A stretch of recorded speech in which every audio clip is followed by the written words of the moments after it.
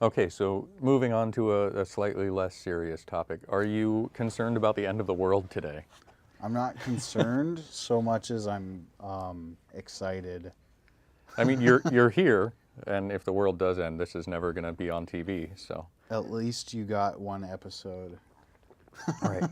You were telling me about Nibiru in the car, the planet that's going to destroy Oh Earth. yeah, so I was looking into this, like, why is this the end of the world? I don't understand. Because there's been a million of these, right? Like, we just had one, the Yeah. 2012. Was that when the Yeah, that last was the one was? Mayan prophecy.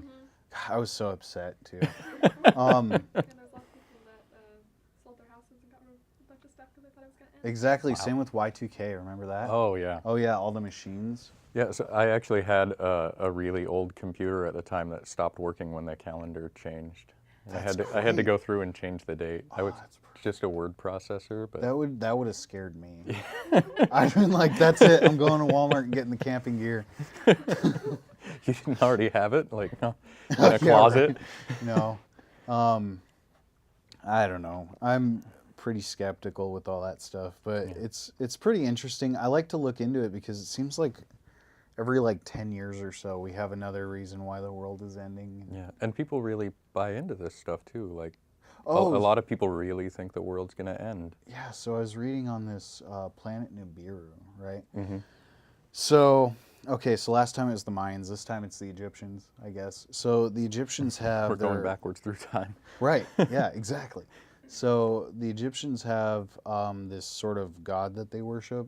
I don't know if god's the right word. You know, they have all their gods, but then they have like this main head honcho, I guess, and they depict it in a lot of their hieroglyphs as a sun with wings, right? And so you can see this like as a crown. I think it's actually mounted as a crown on one of their gods' heads. I can't remember. I don't know Egyptian mythology too well. Yeah. I do remember that that had something to do with Nibiru and having gotten their knowledge, their knowledge at that time from the planet Nibiru or from this thing that they worshipped, right? And so this is where this whole theory comes in, is that, gosh, I was reading a really great article. If nothing else, it was entertaining. It was, so we know where our Earth is now Right. in the solar system, right? And we've known for some time. And we also know where our solar system, we now know where our solar system sits in the Milky Way.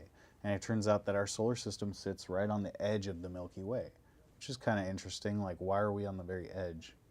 I guess that's random.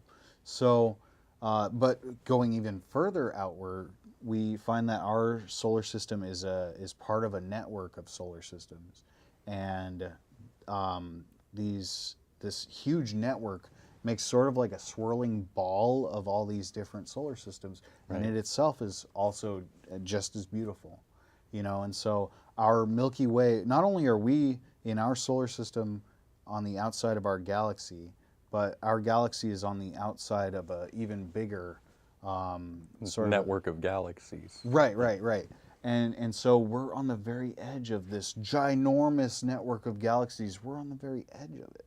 And so as this thing is rotating, so the way we figured this out is because some people that are way smarter than I am figured out that the planets were, or that the universe was expanding rapidly, but also because of gravity, some of that is contradictory. Right. And so because of gravity, some of these systems are getting closer together, but the universe is still rapidly expanding, and so some are getting farther apart, right? Right. And so what they noticed is that there's this huge cluster that I was just talking about. This is all kind of coming together. This is our cluster, Right. and we're on the very edge of that cluster. There's another cluster right next to it. There's actually a name for our cluster. I forget what it is, though. It's something Hawaiian. Some guy in Hawaii figured it out. Anyway, so there's another huge cluster that's right, like we're like touching edges with this other cluster. And supposedly where we're at on the edge of our galaxy, on the edge of our solar system, on the edge of this huge system, there's another solar system on the edge of its system, on the edge of that huge system. And so supposedly we're supposed to meet. right? And this is where Nibiru is. Huh. So, and the reason why I guess it's depicted as having wings is because if you were to see it in the sky, it actually looks like it has wings. And the reason for that is that it actually carries, it carries like a field of meteorites with it. And that's why they're saying, you know, this would be the end of the world, is because if it did travel close enough to our, even close enough just to our solar system, then we would have all this extra rock just flying through, which would create a really massive mess. Yeah. But of course, the world isn't ending. The sky was pretty clear on the way here. Yet. Yeah. So I don't mean, know. It's really we'll see how climate change goes, but yeah. I don't know. It's fun to think about all this stuff. Like Yeah. who's coming up with this? and so people think that aliens from Nibiru helped build the pyramids or gave Egyptians the information to do it. I don't know. Okay. Maybe See, that's where they got their information. with the Egyptology pseudoscience, that's always my favorite thing, because like we take dark people from a country in Africa and they needed alien help, but nobody thinks the French needed aliens to help with Notre Dame. It just no, people did that. So now you're talking about something that gets like crazy people talk, and Yeah. so like, you know, people talk about conspiracy theories and they go, you know, oh, that guy's a conspiracy theorist. You should probably stay away from that guy because he's, you know, something's going on. And in reality, the reason we have conspiracy theories is because a lot of them are true. A lot of them are true. And that's why it's fun to play around with them, because you never know which one you're going to find that is true and which one's just bogus. Which, I mean, as a scientist, we have a pretty good system for evaluating claims. Here's what I do know, is that, you know, you can read reports of Hitler and all his stuff, and there's like all sorts of weird stuff that stem from that, like the Call of Duty games and like all this other stuff where they're just like working off this idea that Hitler worked with aliens and created zombies and rode a dinosaur on the moon and just like all this weirdness. But we do have German scientists that came to America after World War II who were captured and then later, like, I don't know what the word is, they were like introduced into our society. And they have even said that they got some sort of outside help. And I have an uncle who actually, he was in the Air Force, right? And he's a brilliant guy. He worked on electronics. This guy, he is brilliant. He was there for the first telephone that could reach across continents, right? And so the transatlantic. Right. Yeah. So obviously he's very elderly now. Yeah. He has this really cool device. I really want it. I keep asking him. Every time I see him, I ask him if I can have it. And he says no. It's, you know, the rotary phones? Yeah. It's like a phone with the rotary on the back of the phone, right? Like a weird, like old-timey cell phone or something. And you can just plug it into the wire and just start calling people. So like when the people come to like fix your phone, they can open up the box outside and plug the little phone in. And that's what they used to do, is they would use that so he could test the lines, and that's actually how he tested the lines. Oh, okay. When they first, anyway, so this guy, he's working in the Air Force, and he worked at Area 51, which was kind of interesting, except that he would never talk about it. And I know that the only one thing I ever got him to say, so I was a little kid at the time. And I didn't really get along with other little kids. I really got along with adults, and I wanted to just hang out with the adults. And they always wanted to drink, and they're kind of shoved me away. They're like, go play with the other kids. And I'm like, no, I want to see what you guys are talking about, because they were always talking about this crazy stuff that was so interesting. And so they're sitting around playing poker and having a couple drinks, and they would just talk about the wildest stuff.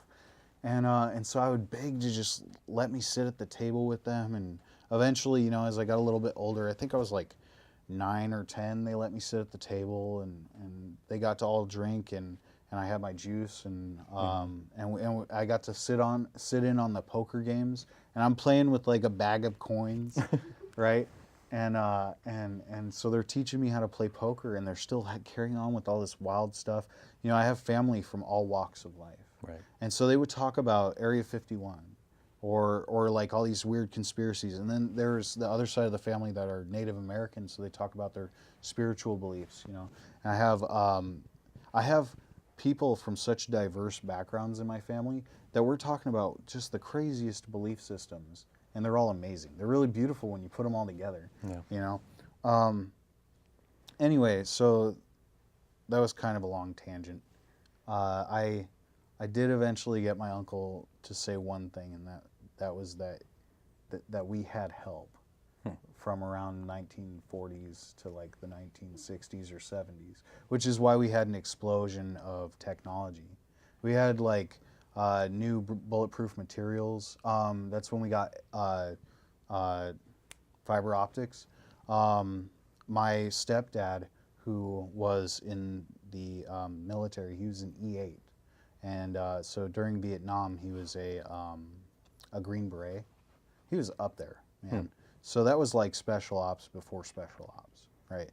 And he was one of the people that worked on the first plasma screen television, and that was in the 60s. We didn't see one of those until 2000. And that was actually a lesson that he taught me growing up. He said, whatever you can think of that's the craziest, wildest contraption, the military already has it, and they have something that's 40 years beyond that. And that was the lesson I grew up with. So with these personal stories that you've heard about alien help, how much credibility would you give them? Like how compelled are you to think that we're actually getting help from aliens? I don't know. I mean, in the sciences, it's kind of hard to... This is where it gets funny, what, because it's like, you're either interesting... So, I don't know if I can say that. So, here's something to think about, though, is like, we don't know. We don't know. Yeah. And, you know, if we really think that we're the only creatures in this universe that are sentient... that just mathematically, that's pretty ridiculous with how many other Earth-like planets there are. Right. Yeah, and I mean, really, it's just a reflection of the egotistical person, which we are. Of course, I mean, unless we're currently wrong about physics, which is entirely possible, the odds of anything getting here is pretty low. Faster than light travel's probably impossible with what we know now. Okay. But, again, that knowledge can change. We could just be wrong. Yeah, we might be wrong the whole time. I mean, we were the center of the universe at one point. The Earth was flat at one point in time. You know what I mean? Depending on the culture you ask. Exactly. And it could still be flat. So, you know, I wouldn't be surprised if we found out that the people helping us were just us. After we had evolved many, many years and figured out time travel, Right. we just looked so different because we had evolved so far. You know what I mean? It could be anything. Or maybe it's nothing. Maybe literally nobody else exists but us.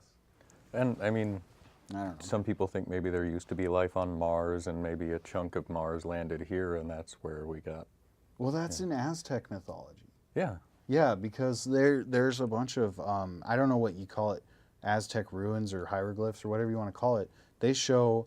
that the Earth is not the first place we lived. We actually lived on another planet and came here. And now recent science is showing that there was life on Mars, and in fact is life on Mars. I mean, there's... and then there's like the face on Mars and all these other structures. But you know what? There's this one phrase, and I know you've heard it, God doesn't use right angles. I don't think I've actually heard that one. Really? Yeah. So God is so complex that God does not use right angles, right? God uses all these weird angles and crazy... cool jump. So you walk outside and you see all the mountains and you see all the lakes and everything, but you'll notice that nothing is a right angle. Anytime you see a right angle, it's because a humanoid built it. And so we see a lot of right angles on Mars. And we're going, well, where did these come from? God doesn't use right angles. You get what I'm saying? So on that subject, since we're using religious language, well, I mean, God doesn't play dice, Einstein. While we're there, so when you use that word, what does it mean to you? What? A God, specifically. God? I don't know. I grew up kind of being taught that God is infinite. And that God is love. That God is all these things. But mainly God is infinite, right? So if God's infinite and I accept that, if God is infinite and I accept that, then that would mean that if I ever say something isn't God, that nulls the contract. If I say this cup isn't God, I've put a limitation on God, and therefore God is no longer infinite. So sort Meaning of like that my idea of God would have to be that literally, if there is a God, it's everything. so sort of a pantheistic kind of like Spinoza or Einstein would have considered the universe as God. Yeah, yeah. Okay. And ourselves a component to that. Right. Yeah. Yeah, I think it was Spinoza that said God and nature are the same thing.